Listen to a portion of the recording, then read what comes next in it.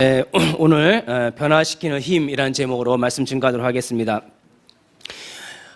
오늘 아침에 랩런트들 가르치고 있는데 애들이 잠을 못 잤나 봐요. 하품을 쫙쫙 하는데 이 꿈만한 애들이 하품을 쫙쫙 하는 거예요. 그래서 잠 못 잤다는 거예요. 왜 못 자니? 너무 더워서 잠을 못 잤다는 겁니다. 그런데 사실 한국 사람들이 잠이 부족해요. 어저께도 저기 봤더니 OECD 국가 중에서 수면 시간이 제일 짧은 나라가 한국이랍니다. 근데 일하는 시간이 제일 긴 나라 중에 하나가 우리 한국인데 생산성은 꼴찌랍니다. 그러니까 일한 시간에 비해 효율성이 떨어지는 나라가 우리 한국이에요. 그러니까 이제 한국 사람들이 많이 조급한 것 같아요. 성실하고 근면한 건 좋은데 굉장히 조급해서 미래가 두렵고 돈 더 벌어야 돼. 나 쉬면 안 돼. 내가 쉬면은 뒤떨어지는 것 같고, 내가 놀면은 왠지 죄 짓는 것 같고, 난 잠은 안 돼. 일찍 새벽같이 일어나서 일하고, 밤늦게까지 일해야지 좀 시원한 것 같아. 옛날에 누구죠? 중국에 있는 마오쩌둥 말고 누구죠? 등소평 말고 마오쩌둥 말고 있잖아요. 등소평이라고 합니까? 갑자기 생각이 나네. 하루에 일을 4시간밖에 안 했대. 하루에 4시간밖에. 나머지는 실컷 놀면서 그렇게 했대요. 그 큰 중국을 그렇게 움직이죠. 제가 책 보면서 이 사람은 하루에 딱 중요한 거 한 가지만 했다는 거예요. 그 사람은. 나머지는 쉬엄쉬엄 놀면서, 그렇게 큰 나라를 다스리는 사람은 좀 다른 것 같아요. 그러니까 우리가 너무나도 노동 시간이 길고 생산성이 떨어지고, 그리고 또 OECD 국가 중에 이런 질문을 하나 했다고 합니다. 의존할 가족과 친구가 있는가? 내가 의지할 수 있는 가족과 친구가 있는가라는 질문에 대한민국이 꼴찌랍니다. 내가 의지할 가족이 없습니다 라고 대답한 게 대한민국의 꼴찌래요. 그러니까 잠도 못 자지, 의지할 가족도 없지, 친구도 없지. 이런 걸 이렇게 보니까 그걸 이렇게 딱 뒤집어 보면 이 시대는 기쁨을 상실한 시대예요. 기쁨이 없는 시대입니다. 정말 기쁨이 없어요. 근데 기쁨, 평안, 감동, 감사, 즐거움 이런 단어들은 조금씩 의미는 다르지만 어떤 의미에서는 같은 말입니다. 근데 이런 단어들을 대표하는 단어가 기쁨인 것 같아요. 저는 여러분들 이해할 수 있는 점인지 모르겠지만 제가 새로운 기쁨을 발견을 했어요. 여러분 제 말을 이해를 하실지 모르겠어요. 그냥 예수님을 그냥 생각할 때가 제일 기뻐요. 이거 여러분들 이해를 하실지 안 하실지 잘 모르겠는데, 예전에는요, 제가 연애할 때는 그녀를 생각할 때마다 기뻤어요. 근데 지금은 조금 이제 다르겠지만, 여러분 결혼하고 나면. 아기 낳을 때는 아기가 막 옹알이 할 때, 막 보고만 있으면 좋더라고요. 그냥 막 보고만. 오늘 아침에도 사랑이가 5살 먹은 애가 꼼짝꼼짝하며 자기 이름을 어떻게 쓰냐면은 김자를 이렇게 써야 되잖아요. 김자를. 근데 김자를 어떻게 쓰냐면 기억을 이렇게 쓰는 거예요. 기억을 이렇게 하고 이렇게 올려. 이걸 내리면 되는데 이렇게 올려갖고 이렇게 쓰는데 얼마나 귀엽더니 그냥 보고만 있는데 기쁘더라고요. 근데 이제 그 기쁨은 이제 좀 지나가면 애가 이제 영특해지고 커지고 그러면 이제 막 사라지죠. 그런데 제가 이렇게 호흡을 하면서 말씀 묵상하면서 예수님만 생각하는데 기쁘더라고요. 예수님만 그냥 생각하고 예수님을 묵상하는데 그냥 기쁜 거예요. 이보다 더 큰 기쁨이 있을까? 많은 사람들은 이런 기쁨을 못 찾고 있어요. 다른 것에서 찾고 있습니다. 그래서 스바냐 3장 17절에 너희 하나님 여호와가 너희 가운데 계시니 그는 구원을 베푸는 전능자이시라. 그가 너로 말미암아 기쁨을 이기지 못하시며 너를 잠잠히 사랑하시며 너로 말미암아 즐거이 부르며 기뻐하시리라. 우리가 한 게 뭐가 있는데 우리를 보고 기뻐하실까요? 우리가 지은 게 죄밖에 없는데 하나님 그냥 여러분들 보고만 있어도 기쁘고 여러분들 그냥 함께 있는 것만 해도 기쁘대요. 그러니까 여러분들 가장 기쁨이 주님이 나와 함께하는 기쁨을 빨리 회복하셔야 돼요. 예수님만 생각하는 그 기쁨을 빨리 회복하셔야 돼요. 그냥 아무것도 가진 것이 없고 손에 잡히는 것이 없어도 내가 일이 고단하고 힘들잖아요. 그래서 그 속에서도 내가 예수님을 묵상하고 생각하는 그 기쁨이 꼭 회복하셔야 됩니다. 이런 기쁨이 있기를 바라겠습니다. 오늘 본문에 바울이 그런 기쁨이 있었어요. 바울이 선교 여행을 갈 때 얼마나 힘들고 어렵겠습니까? 핍박이 있고 어렵고 힘들고 매도 맞고 감옥에도 가고 그러니까 우리가 빌립보 지역 갔죠. 거기 핍박이 있었죠. 데살로니가 지역 가니까 또 거기 핍박이 있었죠. 지난주에 고린도 지역 갔더니 또 핍박이 있었죠. 오늘 에베소 지역에 갔는데 또 핍박이 있고 어려움이 있는 거예요. 그러니까 바울이 그런 선교 여행이 험난한 길을 걸어가면서도 그가 잃지 않은 것이 있었는데 기쁨이었어요. 하나님이 나와 함께하는 기쁨, 성령 인도받는 기쁨, 예수님을 바라보는 그 기쁨이 바울에게 있었던 거예요. 오늘 여기 이 사도행전 19장에도 쫙 읽어보면 그 이면에 보면 바울의 기쁨이 있었던 것입니다. 여러분 오늘 말씀을 통해서 이 응답을 꼭 받으시길 바라겠습니다. 예수님과 동행하는 기쁨이 바울에게 있었고 이 복음이 바울을 완전히 변화시켰습니다. 이 복음이 바울을 변화시키는 힘이었습니다. 이 복음이 바울을 변화시켰고 바울은 이 복음을 가지고 현장을 변화시켰습니다. 저 여러분들이 이 변화시키는 힘을 오늘 말씀 통해서 회복하시기를 주님의 이름으로 축원드립니다. 자, 그게 바울의 중심이에요. 바울의 중심은 오직 예수예요. 오늘 서론에 바울의 중심 그랬죠? 다른 거 없었어요. 그는요 오직 예수였어요. 제가 조금 전까지 아주 힘들었었어요. 왜냐하면 제가 어저께 시험이 있었거든요. 제가 무슨 시험을 봤어요. 시험을 보고 시험이 저쪽 어디예요? 어디지? 건대역구역에서 시험을 봤어요. 전철 타고 이제 여기서 버스 타고 또 전철 타고 가서 1시간 반 걸리더라고요. 하는데 혼자 그리 가서 시험을 보고 나서 배가 너무 고파서 이제 밥을 먹고 이제 강남역으로 전철 타고 와서 강남역에서 3,200번 있어요. 한 번에 오는 거. 그걸 타고 이제 와야지 생각하고 이제 강남역에서 딱 내려갔고 서 이제 3,200번을 기다리는데 이놈의 3,200번은 안 오는데 사람 돌겠더라고요. 딱 갔는데 3,200번 줄 서는 그 자리가 있는데 아무도 없는 거예요. 이미 떠난 거야. 되돌아갈 수도 없고. 그래서 여기 보니까 은행이 있어요. 은행에 딱 들어가서 이제 시원하게 인출기 그 통에 있잖아. 시원하잖아요. 거기서 가만히 있는데 줄 서는 사람도 한 사람, 두 사람 모이네. 그래서 자리 없을까봐 다급하게 또 나와서 섰어요. 내 앞에 한 5명쯤 섰더라고요. 차가 안 오는데 정말 더울 것 같더라고요. 더운데 다른 줄들은 그냥 차가 그냥 금방금방 와요. 금방 와서 막 태우고 가는데 여기 시흥은 시골이라 안 오는 거야. 안 오는 차가. 거기서 1시간을 기다렸네. 1시간을. 속된 말로 뚜껑 열린다고 하잖아요. 제가 어제 뚜껑이 열렸었어요. 근데 차가 오는데 차를 탔어요. 타자 너무 피곤하고 골아 떨어졌는데 그냥 여기 와서 섰는데 오니까 4시 5시 됐어요. 그래고서는 이제 어저께 이제 주보 또 준비하고 이렇게 해서 이제 늦게 잤는데 오늘 아침에 랩런트 탔는데 기운이 하나도 없는 거야. 기운이 하나도 없고 딱 들어갔고 내가 제 중심을 아는 예수님 저에게 힘을 주시옵소서. 눈을 딱 하고 힘을 주시옵소서. 성령 충만히 오직 예수. 성도님 생각도 안 나고 설교 제목도 생각도 안 나고 오직 예수. 딱 근데 힘이 발끝에서 힘이 올라오기 시작하는데 그런 거 있잖아. 왜 빈컵에 물을 쫙 부으면 물이 쫙 올라오듯이 힘이 이 발가락부터 힘이 쫙 올라서 딱 채더라고요. 그 힘으로 여기 섰습니다. 예. 바울이 그랬어요. 바울이 얼마나 힘들었겠어요. 그 고난길, 선교길이. 근데 바울의 중심은 오직 예수라. 그 오직 예수의 기쁨이 바울에게 있었습니다. 여러분들도 오직 예수의 기쁨이 있기를 주님의 이름으로 축원드립니다. 자, 그러면 첫 번째로 나를 변화시키는 힘입니다. 나를 변화시키는 힘. 자, 2절 한번 보세요.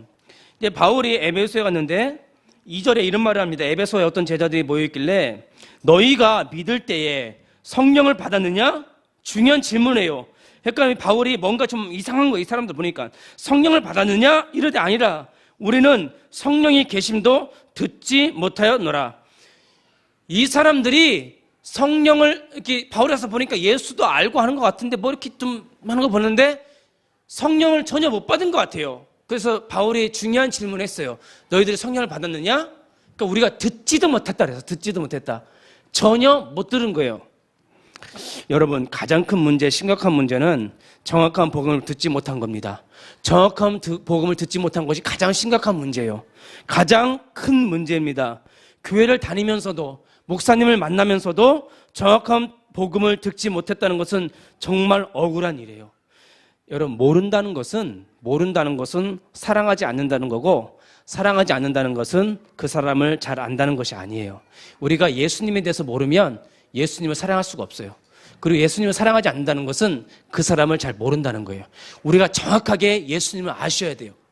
예수 그리스도가 누군지를 정확히 아셔야 돼요. 영접을 해놓고도 누군지를 모르는 거예요. 그러니까는 자기가 안 변하는 거예요. 나를 변화시키는 힘은 정확한 복음을 아는 힘이에요. 정확한 복음을. 자, 그래서 여러분들 왜곡된 복음을 갖고 있어요. 틀린 복음을 가지고 있어요. 지금 많은 사람들이 왜곡된 복음, 잘못된 복음, 틀린 복음을 알고 있습니다. 여러분, 이 틀린 복음이라는 것은 말씀 자체가 틀렸다는 것이 아니에요. 제 말을 다루세요. 여러분, 틀린 복음, 잘못된 복음은 요한복음 3장 16절 내가 이처럼 하나님이 이처럼 세상을 사랑하사 독생을 주셨으니 이런 저를 믿는 자마다 멸망치 않고 영생 얻게 하라.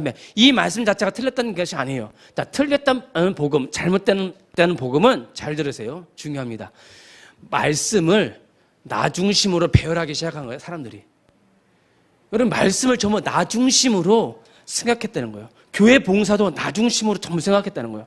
그러니까 그냥 뒤틀리는 거예요, 말씀이. 전부 말씀이 뒤틀리고 말씀이 잘못 이해가 되고 그게 틀려지는 거예요. 그럼 바른 복음은 뭐냐? 자리를 바꿔야 돼요. 모든 말씀을 예수님 중심으로 다 바꾸셔야 돼요. 구약성 내 삶도요, 전부 예수님 중심으로 바꾸셔야 돼요. 그래야지만 올바른 복음, 바른 복음이 내한테 각인이 되는 거예요. 많은 사람들은 내가 복 받으려고 교회 다니고, 내가 축복 받으려고 헌신하고, 내가 잘 되려고 그래요. 그러니까 복음이 뒤틀려지고 삶이 뒤틀려지는 거예요. 모든 걸 다 내려놓고, 모든 걸 예수님 중심으로 내려놓고 다 거기를 한번 맞춰보세요. 그러면 거기서 올바른 복음, 바른 복음이 나오게 되는 것입니다. 그래서 많은 사람들이 모든 말씀과 모든 삶을 나 중심으로 배열하기 때문에 그것이 잘못된 복음을 가는 거예요. 그러나 모든 말씀과 모든 삶을 예수님 중심으로 재배열, 재배치를 해보세요. 그게 각인, 뿌리, 체질이라고 합니다. 각인, 뿌리, 체질. 자, 그러면 제가 12가지 성경 구절을 적어드릴 테니까 여러분 일주일에 한 번 우리가 말씀 듣는데 12가지 성경 구절 정도는 알고 가야 되잖아요. 자, 첫 번째로 적으십시오. 우리가 이걸 정확하게 아는 창세기 3장 15절입니다. 창세기 3장 15절. 여자의 후손. 여기에다 우리가 포커스를 맞추셔야 돼요. 창세기 3장에 사단을 결박하신 분은 오직 여자의 후손 오신 그리스도밖에 없어요. 여기에 모든 포커스를 거기다 맞추세요. 자, 두 번째 성경 구절. 출애굽기 12장 3절입니다. 거기다가는 유월절 어린 양 피기라고 적으세요. 유월절 어린 양의 피. 자, 그러면 이게 구약 성경 문제 피 얘기예요. 그러면 여자의 후손이 와서 우리를 위해서 피를 흘리겠다는 거예요. 바로 십자가입니다. 여기에 모든 포커스를 맞추셔야 돼요. 예수님이 여자의 후손으로 오셔서 유월절 어린 양의 피를 흘려서 우리를 애굽 노예에서 구원할 피예요, 피. 여자의 후손 피. 자, 세 번째 성경 구절은 이사야서 7장 14절이에요. 이사야서 7장 14절은 거기 중요한 단어가 나오는데 임마누엘. 그건 함께예요. 자, 이 세 가지. 여자의 후손이 오셔서 나를 위해서 피를 흘리시겠다는 거예요. 왜? 나와 함께 하려고. 여기에 모든 우리의 초점을 맞추셔야 돼요.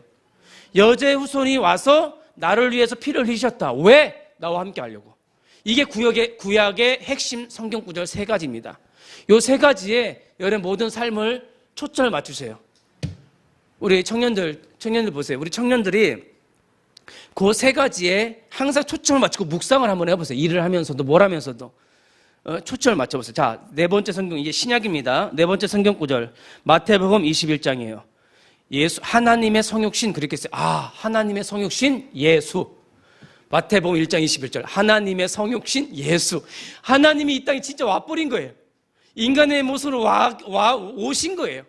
여기에 여러분 초점을 맞추세요. 아, 예수님, 목사님, 나하고 별 상관이 없는데 아니에요. 여러분들 너무 밀접한 관계가 있어요. 하나님이 이 땅에 오신 거예요. 자, 다섯 번째 성경 구절 마태복음 16장 16절 주는 그리스도시요 살아계신 하나님의 아들이십니다. 그리스도예요. 예수님이 그리스도로 오셨어요.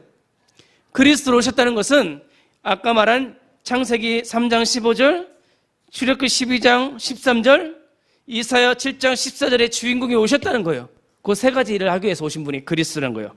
자, 그 여섯 번째 성경 구절 요한복음 14장 6절 뭐예요? 다 같이 한번 외워볼까요? 예수께서 가라사대 내가 곧 길이요 진리요 생명이니 나로 말미암지 않고는 아버지께로 올 자가 없느니라. 하나님 만나는 길이 되신 거예요. 하나님 만나는 길 예수 그리스도. 그게 요한복음 14장 6절이에요. 자, 7번째 로마서 8장 2절이에요. 8장 완전 죄 용서예요. 죄에서 용서받았어요. 완전히 해방, 완전 해방이에요. 완전 해방. 이제 모해에서도 억누르지 마세요. 그 다음에 요한일서 3장 8절이에요. 사탄 결박이에요. 요한일서 3장 8절에 예수님이 사탄을 결박해버리셨어요. 그 다음에 9번은요, 중요합니다. 9번, 10번. 9번, 10번. 자, 로마서 5장 8절이에요. 로마서 5장 8절. 우리가 아직 재혼됐을 때에 그가 우리를 죽으심으로 뭐예요? 십자가입니다. 십자가예요. 예수님이 십자가의 피로 우리의 모든 죄를 다 깨끗이 용서해 주셨어요. 그 다음에 10번은요, 로마서 5장 10절이에요. 부활입니다. 부활. 그가 다시 살아나심으로. 부활이에요. 이게 순서예요. 이게 딱 제 마음에 각인되니까 너무 감사한 거예요. 그게 기쁨의 원천이 된 거예요. 자, 11번.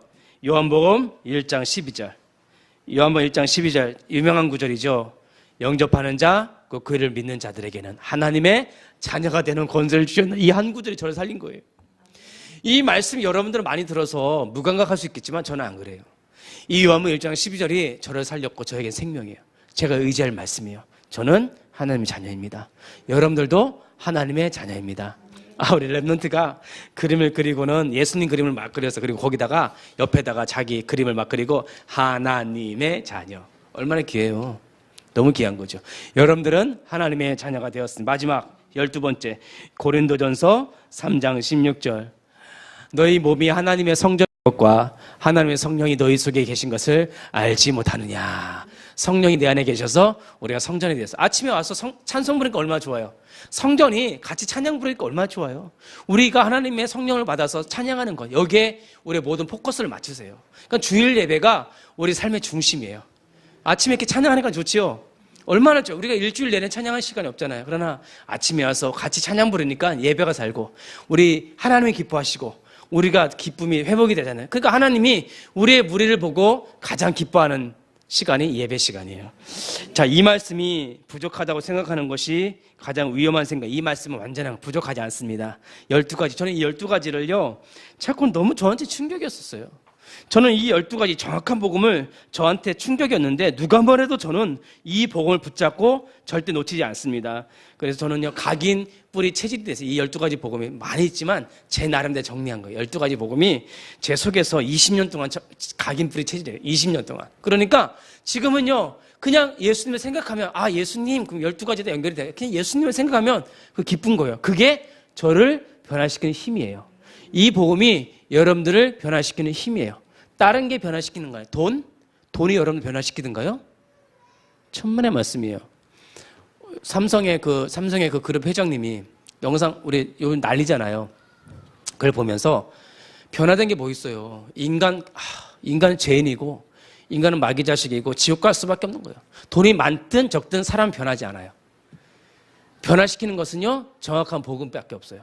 12가지 복음에 여러분 집중하는 변화된 삶을 살아가시기를 주님의 이름으로 축원드립니다. 자, 두 번째로는 현장을 변화시키는 힘입니다. 자, 사도행전 19장 8절에서 10절. 그 앞절에 이제 그 바울의 복음 예수님 얘기를 들어서 개인들이 저 세례받고 성령 받은 장면이 다 완전히 변화되었죠. 에베소 교회 성도들이 바울이 전한 예수의 복음을 정확히 듣고 성령 세례를 받아버렸어요. 완전히 개인이 다 바뀌어버렸어요. 근데 두 번째로는 현장을 변화시키는 힘은 바로 8절에서 10절입니다. 한번 보겠습니다. 자, 이제 바울이 회당에 들어가죠. 석 달 동안 담대히 하나님 나라에 대하여 강론하며 권면하되 어떤 사람들은 마음이 굳어 순종하지 않고 무리 앞에서 이 도를 비방하거늘 바울이 그들을 떠나 제자들을 따로 세우고 두란노 서원에서 날마다 강론하니라. 2해 동안 이같이 하니 아시아에 사는 자는 유대인이나 헬라인이나 다 주의 말씀을 듣더라. 아멘. 예전에 제가 이제 신학대학원 다닐 때요. 신학대학원 다닐 때에 제가 신학대학을 졸업하고 대학원을 1학년 다닐 때예요. 저는 자부심이 대단했어요. 한국에서 제일 좋은 신학대학을 졸업하고 제일 좋은 대학원을 딱 다녔기 때문에 뭐 어깨에 팍 들어가죠.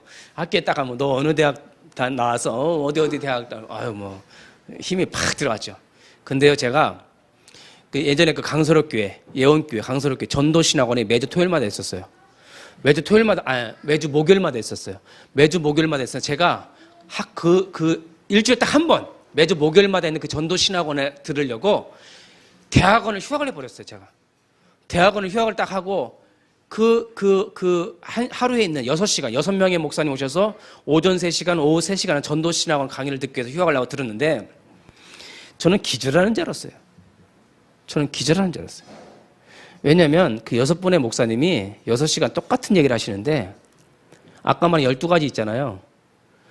그걸 더 풀어서, 어떤 분은 풀어서, 어떤 분은 더 요약해서, 또 다른 성경을 가지고 그걸 얘기하는데, 예수는 그리스도, 그 구약 성경, 신약 성경을 가지고 예수 그리스도에 대해서만 얘기를 하는데, 제가요, 내가 하늘이 무너지고, 하늘이 열리고, 참, 땅이 진동하는 그런 충격을 받았어요. 제가 모태신앙이었어요. 모태신앙인데, 제 어머님이 얼마나 기도를 많이 하셨냐. 아마 여기 따라올 사람이 없을 거예요, 아마. 저희 어머니 기도를. 방언 기도를요, 하루 종일. 방언 기도를. 부흥회 있잖아요, 부흥회. 맨 앞자리에 앉아갖고요. 하루 종일. 그 어머니, 제 어머니 아시죠? 하루 종일 하시는 거예요. 제가요, 초등학교 때요, 가방 메고 오잖아요. 집에서 방언 기도 하시는 분이 저희 어머니고. 그 떼아벽 때 고추 따면서도 기쁘다 구주 오셨네. 그 성탄절 찬양 부르시는 저희 어머니인데. 지금도 그리 기도하시는 분. 제가 그런 데서 자랐어요. 자부심이 대단하죠. 근데 그 하루 전도신앙을 들으면서요, 제가 2년 동안 들어요. 2년 동안. 완전히 깨져버렸어요, 제가. 예수를 내가 이렇게 몰랐던가? 예수님이 십자가에 죽으시고 부활하신 그 주님을 내가 이렇게 몰랐던가? 그렇게 내가 열심으로, 특심으로, 내 노력으로, 지혜로 그렇게 예수를 믿으려고 했는가? 정말 예수님이 여자의 후손으로 오셔서 이 뱀 사탄을 십자가에서 딱 완전히 끝내고 부활하신 거예요. 내 마음이 확 바뀌는데, 첫째 시간에 너무 충격받아갖고요, 막 눈물의 남에 흘렸어요. 두 번째 오신 목사 또 그렇게 막 화살을 쏴버리네, 부사를. 6시간을 그렇게 듣고, 그 다음 주에 또 듣고, 또 그 얘기 또 하시는데, 너무 기뻐. 성령께서 역사하신 거죠. 그 다음 주에 또 그 얘기 하시는데, 또 불이 나는 거예요. 2학기 때도 또 그 얘기 하시는데, 3학기 때도 4학기 때도 불로, 이런 불이 없어요, 이런 불이. 그리고 나서 지금까지 일신, 전신, 지속으로 오직 예수예요. 나를 변화시키는 것은 오직 복음밖에 없어요. 뭐 하겠습니까? 아무것도 없습니다. 12가지 복음 잘 묵상해 보세요. 그게 부족하다? 그러면 아니에요. 예수를 영접했는데도 의지하지 않아요. 예수님 내 속에 있어요. 근데 그분을 의지하지 않아요. 여러분, 예수님이 내 안에 있는데 그분을 믿지 않아요. 잘 이해해서 구원 안 받았다는 게 아니에요.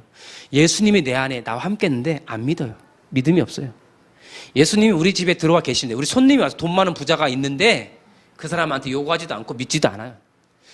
여러분들, 이 전도신학원이 뭐냐? 이 바울이 이거 회당에 가서 복음을 전했는데 막 안 믿는 거, 오히려 이 복음을 비방하는 거예요. 근데 바울이 가만히 보니까 듣는 사람도 있어요. 그들 따로 떼어서. 회당을 떠나 두란노선, 아마 그 당시에 이렇게 이방 사람들 모여서 공부하던 어떤 서당 같은 공부하는 장소를 빌려준 것 같아요. 그러니까 두란노선 주인이 임대를 해준 것 같아요, 바울한테. 바울이 가지고 있는 그 말씀을 전해달라고 자기가 갖고 있던 그런 학원을 다 내려놓고 자기가 안 가르치고, 아마 그 주인이 바울한테 그 두란노선을 이렇게 빌려준 것 같아요. 거기서 2년 동안을 예수 그리스도를 막 신가하는 거예요. 자, 이쪽에는 회당, 이쪽엔 두란노선인데, 여기는 그냥 막 율법적인 얘기만 하고 여기서는 복음만 얘기하는데, 그 복음이 폭발해갖고 에베소 지역을 완전히 변화시켜버린 거예요. 여기서 바울이 2년 동안을 계속 복음만을 전했는데 2년이 지난 후에 그 지역이 다 변해버린 거예요.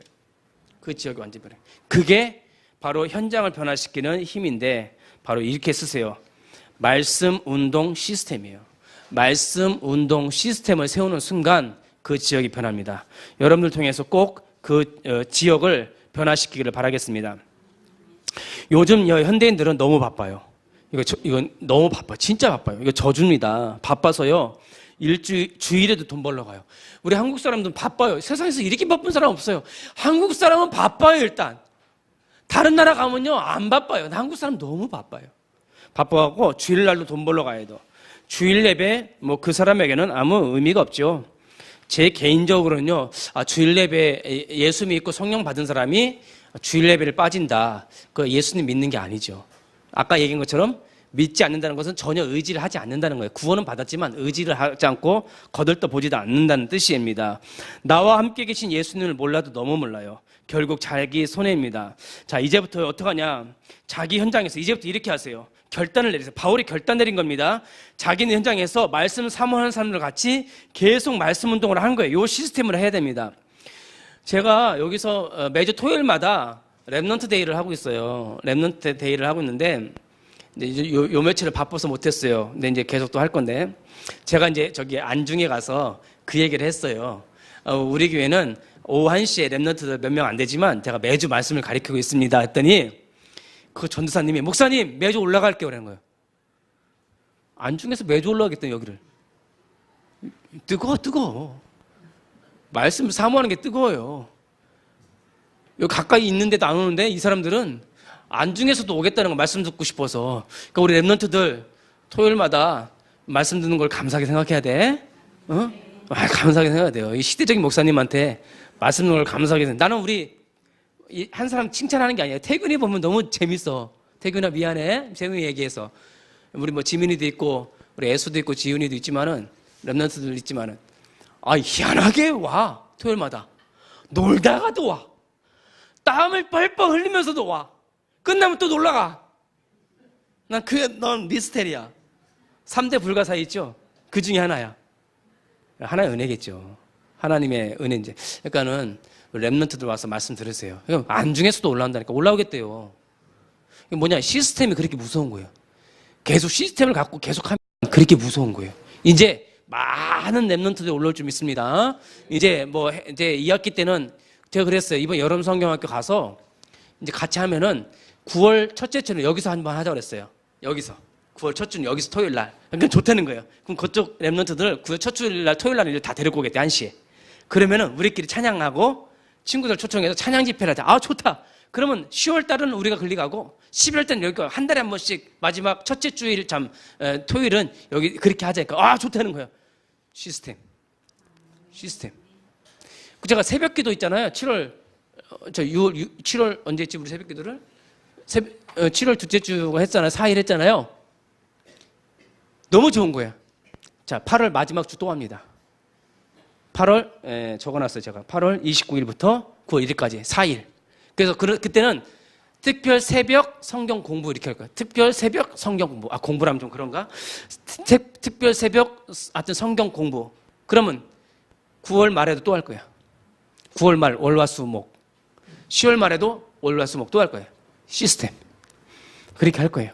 매일 할 수는 없으니까. 그렇게 해서 시스템을 하나씩 만들어 가자. 바울이요 2년 동안 매일 두란노선에서 말씀 운동한 거예요. 그러니까 그 지역에 보냈어요. 우리도 이 시형을 한번 변화시켜 봅시다. 예? 우리 가정을 한번 변화시켜 봅시다. 그건 뭐냐? 시스템 속으로 들어오는 거예요. 그렇게 해서 이번 성경학교에 꼭 많이 참석하시길 바라겠습니다. 이번 성경학교 주제가 랩넌트 선교사라는 주제를 가져가는데 민수기 13장, 14장 가지고 이번 성경학교 할 거예요. 자, 이게 모세가 출애굽을 합니다. 출애굽을 하는데 애굽에서 이제 너무 신난 거예요. 그래서 이스라엘 백성들이 전부 출애굽해서 쭉 가는데 가나안 땅 앞까지 간 거예요. 일주일이면 가요. 그러니까 애굽에서 가나안 땅까지 일주일이면 걸어서 갑니다. 걸어서 딱 가는데 요단강이 있고요. 근데 그 요단강 뒤편에 전부 진을 치고 있었어요. 이스라엘 백성들. 이 요단강만 넘으면 가나안 땅이에요. 이제 일주일 딱 지나서 넘어가면 돼요. 이제 끝난 거예요. 자, 그런데 하나님께서 12지파의 지휘관들을 뽑으라는 거예요. 그래서 모세가 12명의 지휘관들, 아버지들, 족장들을 딱 끄는 거기에 이제 10명과 여호수아와 갈렙도 같이 있었어요. 근데 모세가 40일 동안을 가나안 땅을 정탐하고 오라는 거예요. 그래서 40일 보냅니다. 이스라엘 백성들은 기대하고 있었죠. 40일 동안 12명이 정탐하고 돌아와서 문제가 발생했어요. 그 사람들이 딱 두 가지를 봤어요. 12명이 똑같이 두 가지를 봤어요. 잘 보세요. 두 가지를 봤는데 첫 번째는 진짜 젖과 꿀이 흐르는 땅을 봤어요. 첫 번째 그걸 봤어요. 여긴 진짜 젖과 꿀이 흐르는 땅이구나. 젖과 꿀이란 뭐냐? 생명을 의미하거든요. 젖과 꿀은 생명을 의미해요. 정말 생명이 흐르는 땅이구나. 진짜 거기는 예수님이 오실 땅 맞아요. 근데 두 번째 봤어요. 두 번째 걸 봤어요. 거기에 아낙자손 네피림들을 본 거예요. 네피림의 후손 아낙자손이 그 땅에 있더라. 이걸 본 거예요. 네피림은요, 사단의 후손들을 말하는 거예요. 거기에 그들 딱 두 가지를 봤는데 그걸 보면서 두 가지로 딱 나눠진 거예요. 한 사람들은 여호수아 갈렙은 약속의 땅, 우리와 함께 하신 하나님이 아낙자손을 물리치시고 우리를 여기로 인도하실 거라. 두 사람은 약속의 땅, 언약을 딱 잡은 거예요. 그런데 10명은 아낙자손을 보고 두려워진 거예요. 자, 그런데 더 중요한 것은 그 12명은 똑같은 걸 체험한 사람들이에요. 그 12명은 똑같이 애굽 노예를 체험한 사람들이에요. 애굽 노예의 고통을 다 하는 사람이에요. 그 12명은 6월절에 어린 양의 피를 다 경험한 사람들이에요. 그 12명은 홍해를 건넌 것을 체험한 사람들이에요.